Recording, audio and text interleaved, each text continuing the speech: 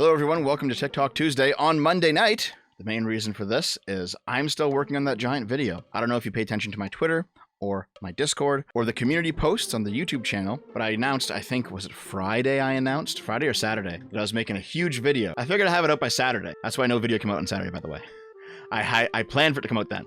Well, I didn't finish it in time, so I worked all through Saturday. Aside from the weekly sip, I worked all through Sunday. And then I said, I'll get it out on Monday, sure. Oh, I didn't get it out on Monday. I'm nearly done, though. I'm nearly done. I'll be able to get it out Tuesday morning. So you know what? Tuesday morning, drop by. It's going to be one of those really big videos like the 3 Forms of Fascism or like the Antonio Gramsci video. Very long, at least an hour long. I'm going to be premiering it. It's going to be great. Make sure you drop in. Make sure you super chat, because I definitely need the money right now. Some IRL things happened that I talked about on the weekly sip. The TLDR is that my car is fucked. I got to get a new car. That's as simple as that. Anyway, enough of that nonsense. We are here to check out this week's round of TikTok gobbledygook. Let's go. This comment is asking if I could prove that all 2,000 of the billionaires are evil people. Yeah, I can. Oh my god, I can already tell this is going to be cancerous. Alright, Tormund Giantsbane, tell me all about it. So first, let's put a billion into perspective. 1 million seconds is about 12 days.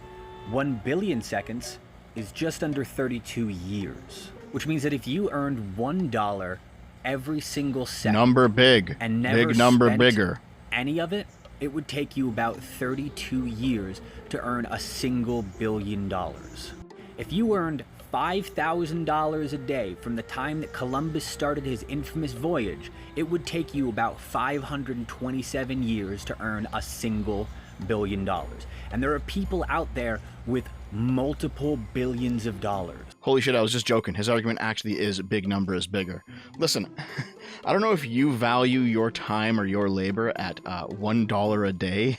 I don't know if that's your personal level of worth, but basically, I'm sure he's going to get into it. He's going to get into some sort of labor theory of value, I'm sure. That's probably going to be the next leg of the TikTok. The reason some people make more money is because their labor is more valuable to more people. How hard you work can actually affect certain things, for sure, but ultimately, it's how valuable your labor is. Based on that math, we can conclude that there's no ethical way to acquire $1 billion. Really? Because there's no physically possible way to earn that money solely through the value of your own labor. It's actually very, very, very dumb, because not all labor is created equal. A guy digging a hole with a shovel is going to get a whole lot less digging done with a whole lot more of his own energy expended than a guy digging a hole with a backhoe. It's not equal, and it shouldn't be equal. Which means that in order to become a billionaire, you have to steal the labor value of thousands, if not millions of people. And we know that this is the case. And we know that this is the case because between 1979 and 2021,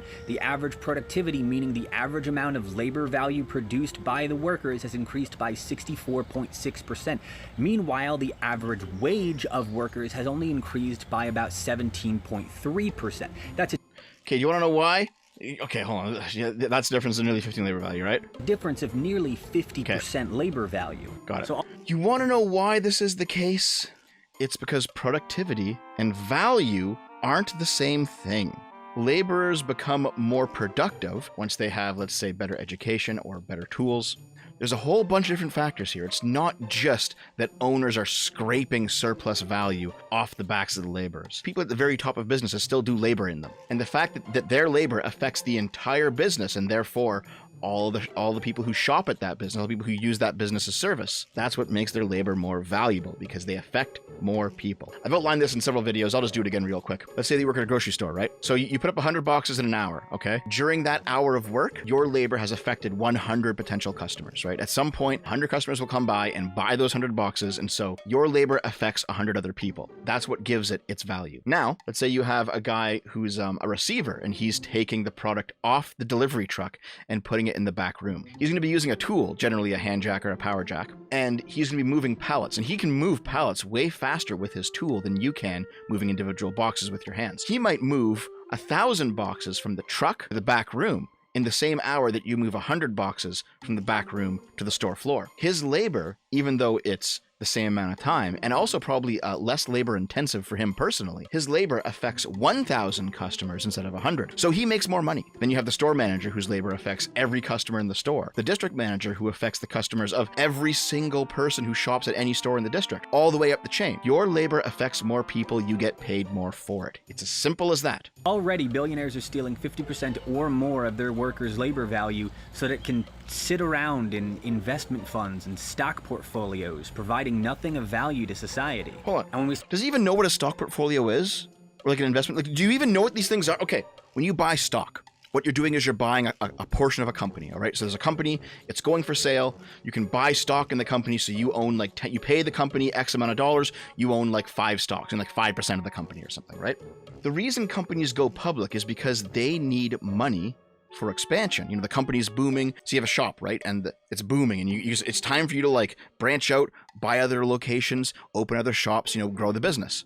You can take a loan out, but loans have interest on them. Or you could go public and sell part ownership of your company and then use that capital that you gain from selling the ownership to expand the business. So when money is sitting in a stock portfolio, you know what it's actually doing? It's enabling businesses to expand, which allows them to hire more people and provide more services to the community. So it's not doing nothing sitting in a stock portfolio, you fucking moron. there are currently over 582,000 homeless people in the United States, many of which are children. Hold on. 582,000 homeless people. Population of the USA. 331.9 million. Okay. Okay, so it's 0.0015% of the country is homeless. You know, that's pretty good. The reason there's a lot of homeless people in America is because there's a lot of fucking people in America. And in the year 2020, there were more than 34 million food insecure people in the United States. That's about 10% of the population that doesn't know where their next meal is going to come from. The condition of not having access to sufficient food or food of an adequate quality to meet one's basic needs. Okay, like, sufficient food means you don't have enough food. You're just going poor, you have no food, you're hungry. But food of an adequate quality, that could just mean that they're eating shit. Because, I don't know if you've noticed, but poor people in the United States and in the Western world in general, they're not skinny, they're not starving, they're fat, all right? They're eating way too many carbs.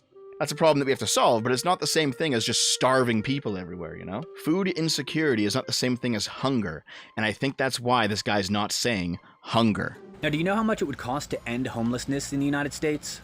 According to the Department of Housing and Urban Development, it would cost $20 billion to end homelessness in the United States. A lot of that money they have actually isn't cash, it's assets. And if everyone sells their assets to get liquid cash, one, they won't get as much liquid cash as they think, and two, there's no buyers for assets that expensive. Also, I'm gonna have to rely on the old school debunkers, but apparently that $20 billion figure, it's actually not that accurate, would likely cost significantly more than $20 billion to house America's homeless population after factoring in the expansion of the federal housing voucher program and affordable housing development. Yeah. It ain't just 20 billion, dude. It's a lot more. Of course, his answer is just take more from the billionaires. But I mean, as I said, there's no liquid cash there. It's all assets. This guy just doesn't understand what he's talking about.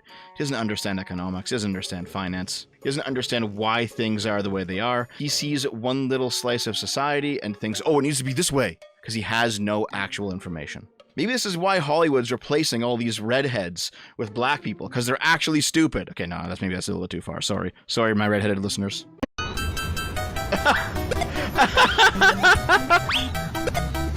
Oh no! Threw the red and blue shells at my vehicle. Is that illegal? Yes, sir. It's vandalism. I'm gonna have to tow down your vehicle.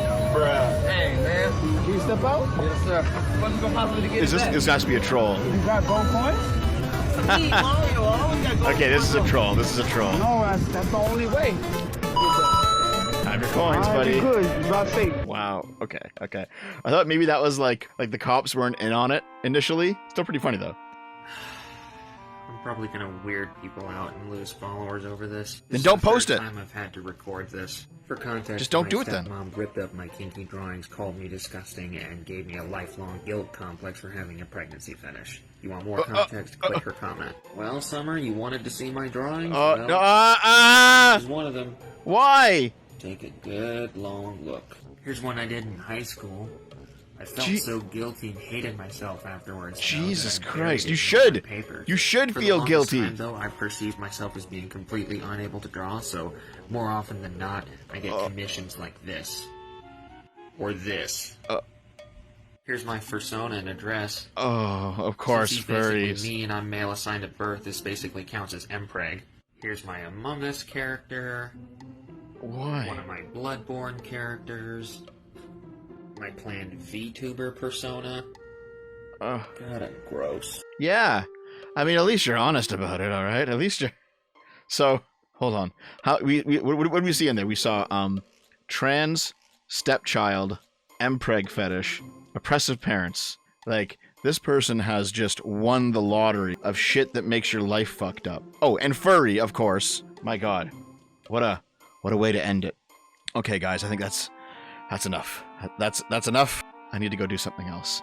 In fact, you know what? I think after if you're watching this right when it comes up, I'll be streaming right after. So just click over to the stream, say hello. You can yell at me for showing you some furry mpreg trans stuff on the show. Okay? Fuck, dude.